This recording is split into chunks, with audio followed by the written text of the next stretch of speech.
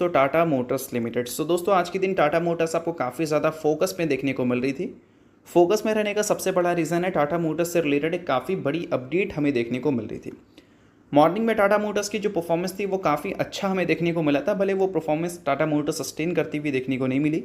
तो परफॉर्मेंस के पीछे का सबसे बड़ा रीज़न अगर देखा जाए तो डिमर्जर है, उसके अलावा कंपनी के क्वार्टरली सेल्स डेटा है और जेएलआर की रिवाइवल प्लान है।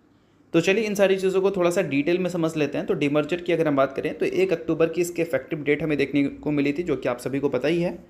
और डिमर्जर के रिकॉर्ड डेट की बात करें तो वो भी क्लियर हो चुका है, जो कि 14 अक्टूबर का है। यानी कि इस डेट से पहले जो भी शेयर होल्डर रहेंगे वो टाटा मोटर्स के डिमर्जर एंटिटी के लिए पूरी तरह से एलिजिबल रहेंगे। डिमर्जर एंटिटी कौन है भाई? Tata Motors commercial vehicles. एक शेयर के बदले एक शेयर कंपनी दे रही है आफ्टर डिमर्जर अपने शेयर होल्डर को।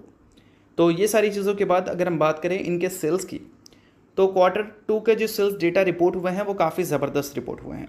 क्योंकि अगर हम बात करें पिछले साल के Q2 के सेल्स की, तो हमें देखने को मिलता था कितना, 1,30,753 यूनिट, और इस बार कितना देखने को मिल रहा है, 1,44,397 यूनिट। बोल सकते हैं कि ईयर ऑन ईयर बेसिस पे 10% की ग्रोथ कंपनी ने सेल्स में रिपोर्ट किया है अपने पैसेंजर व्हीकल्स वाले सेगमेंट में। और बात करें कंपनी के डोमेस्टिक बिजनेस में कमर्शियल व्हीकल्स वाले सेगमेंट के बारे में, कमर्शियल व्हीकल वाली जो सेगमेंट है, डोमेस्टिक और इंटरनेशनल दोनों का यहाँ पर मेंशन किया गया है। इस बार कंपनी ने बेचा है 94,681 यूनिट, जो कि पिछले साल था 84,281 यूनिट। तो कमर्शियल व्हीकल्स और पैसेंजर व्हीकल्स दोनों इस Q2 में काफ़ी अच्छा परफॉर्म किया है। तो इससे एक्सपेक्टेशन बढ़ जाती है कि टाटा मोटर्स के जो Q2 के अर्निंग्स हैं वो हमें अच्छे देखने को मिले। बट वो सारी चीज़ों पर बेड़ा गर्क एक सब्सिडरी कर सकता है, और वो है जेएलआर। सितंबर के स्टार्टिंग में इनके बोल सकते हैं सर्वर पे साइबर अटैक हमें देखने को मिले थे, जिस वजह से इन्होंने प्रोडक्शन को रोक दिया था और सप्लाई चेन में एक मैसिव डिस्ट्रप्शन हमें देखने को मिली थी। और इस न्यूज़ से टाटा मोटर्स को अच्छा खासा डैमेज हो सकता था, क्योंकि टाटा मोटर्स की सबसे इंपॉर्टेंट सब्सिडरी है, 71% की रेवेन्यू कॉन्ट्रीब्यूशन यहीं से आता है।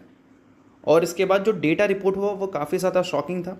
According to Bloomberg report, JLR ने इस प्रोडक्शन हॉल्ट की वजह से $4.7 बिलियन का नुकसान फेस किया है। बट इसके बाद यूके गवर्नमेंट ने गारंटी किया था कि $2 बिलियन यूरोस के लोन हम गारंटी कर रहे हैं आपको ऑन ट्रैक लाने के लिए।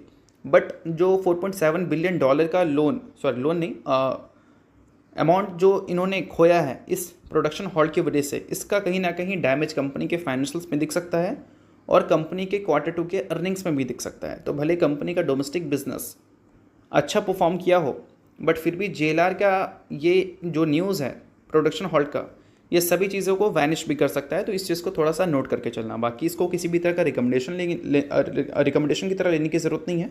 सभी चीज़ें सिर्फ और सिर्फ एजुकेशन पर्पज़ के लिए थी। तो चलिए